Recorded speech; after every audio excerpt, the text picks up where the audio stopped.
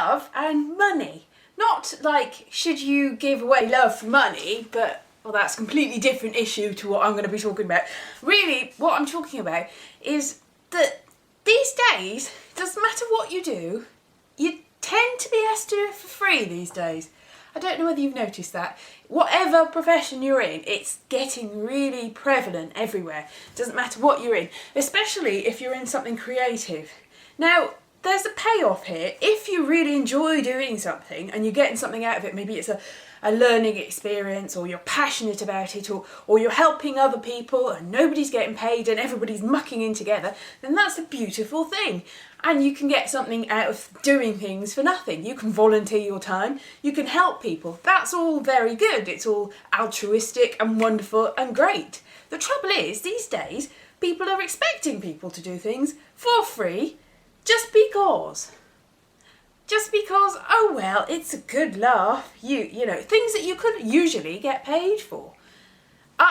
When I was working as a journalist, I didn't get that much money as a journalist, even though it was a proper publication. This was when print journalism was still strong. They probably didn't sell that many copies, but really, they didn't pay that much either. But the whole thing was this is such an exciting job. You're getting so much out of it. So much out of it. It's really great. And the thing is with writing is you tend to think, oh, well, I'm enjoying myself. I'm doing something that I enjoy. And sometimes you get carried away with that until you start to think, hang on a minute. This is something that other people are making money off. And I'm not getting an awful lot out of it. And when you're not getting paid that much or treated very well, and it's all very horrible, then you start to wonder. The trouble is, it's everywhere now. Now, this is a couple of years ago. It's got worse since then. Journalism, especially. So many websites just expect you to write for them and not get paid anything at all. Apparently, the Huffington Post, who have quite a lot of bloggers, do not pay their bloggers. I'm sure their bloggers are getting something out of it. They're getting the glory. And the thing is, if you get enough glory, then it's all, yay, I'm getting glory, so I don't care. But a few years ago, people would have been paid for this sort of thing and get the glory. And they'd be able to pay their bills and eat, which is quite an important thing. If you're spending all your time getting the glory, but not the money, then you might die of starvation in a ditch, and that's not so good. And then you won't get very much glory after that, I would think. It's also happening a lot in the entertainment business. Obviously, comedy, which I do a lot of, stand-up comedy, if you get really big, then you tend to get quite a lot of money. A lot of people get loads of money out of it. The trouble is, if you're not big, you tend to be asked to do it for free for about 10 to 20 years. And then you might get on television and everybody goes, oh, look, and you might get a little bit of money for that. Or you might get, oh no, it's publicity for your stand-up career. And then you don't get paid for it.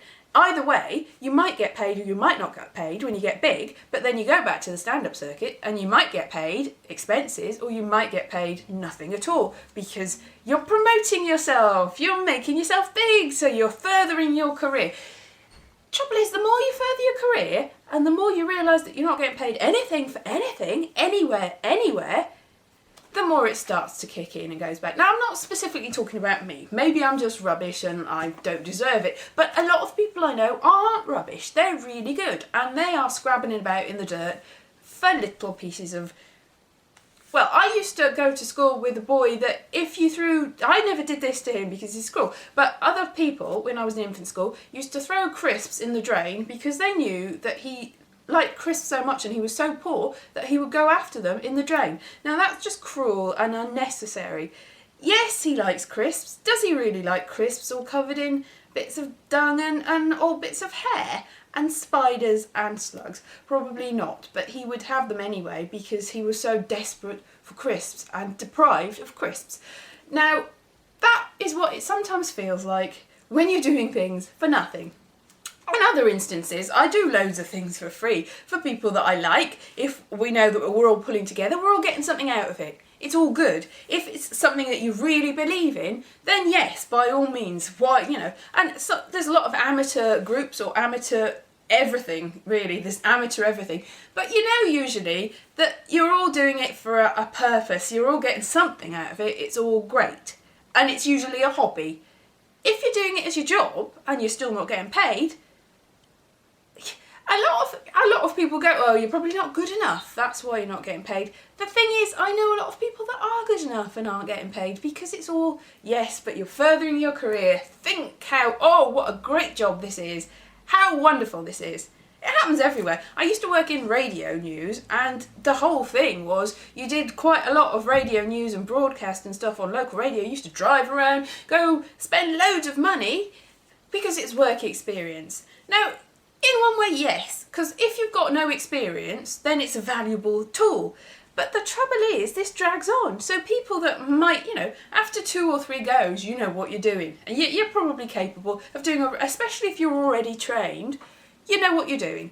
But no, people would go on for years and years, going around, doing it for free, on the off chance that one day they might get paid. Which they weren't. Very, very unlikely to, because there's a ready market of people that are doing it for free. Oh look, you've done it for free for a while, you've got the experience. Oh, but now you're not so fresh-faced and special and great, and look, there's another person that's really enthusiastic, they'll do it for free instead of you. Sorry, there's no job, because there's people coming at you, people doing it for free. This is all very well if you've got endless supplies of money anyway, and you're not doing it because you're trying to get yourself out of the gutter because you're already living in the palace. If you're living in the palace, then it doesn't really matter anyway. So that's fine for you. Now, this is happening everywhere now, though. If you're working in a supermarket these days, a lot of people, I've heard, there's a thing called Workfare in this country that got brought in a couple of years ago. It's got worse and worse and worse.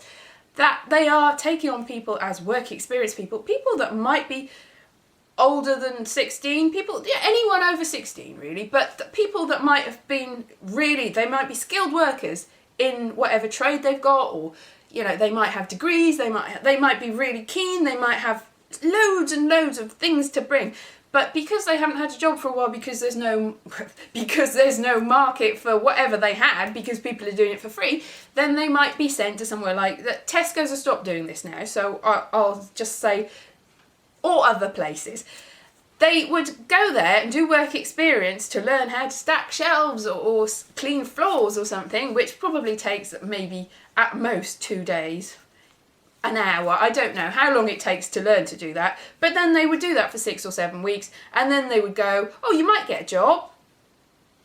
There's more people coming in to do the same thing. And the people that were working there are not getting the overtime, they're not getting the wages, because there's a ready supply of people coming in and doing it for free. So nobody's getting a new job, everyone's doing it for free. People that are already working there are finding that they're not getting the hours, they're not getting the money, they're not getting the respect, because it's all going to be people doing it for free for the love of cleaning the floors and stacking shelves, because that's so exciting, isn't it? It needs lots of... it's a valuable thing to do. I think the sort of jobs, the manual jobs that people really, they're just doing it so that they can feed themselves. If you're going to that level of what on earth are you getting out of it except being able to feed yourself, then it starts to become really problematic. And the trouble is, the whole of society has gone free. We're all pulling together. We're all doing it. It's an austerity culture. We're all really poor, and you can't sign on or claim benefits even if you've got no legs or arms or head, because you might be able to crawl to work, sort of slither to work on your little torso. That's the only part of you. So you can't have any extra help. Think of the glory. What you're getting out of slithering to Tesco, not Tesco, they're not doing it, slithering to whoever is still doing this, slithering and cleaning the floor with your torso. That's the only bit of you that's left. You can't feed yourself because you got no mouth or arms or feet or probably no stomach. You're just a torso. Anyway, it's all very tragic. I don't know what's to do. I don't know where, but anyway, there are things that you should do for free. Love. Definitely love for free. Unless you can get a lot of money out of it, and if you're doing it as a job, then of course, do it. But generally that's free. Okay, well, I'm going to go and find a job that might pay me. There aren't any.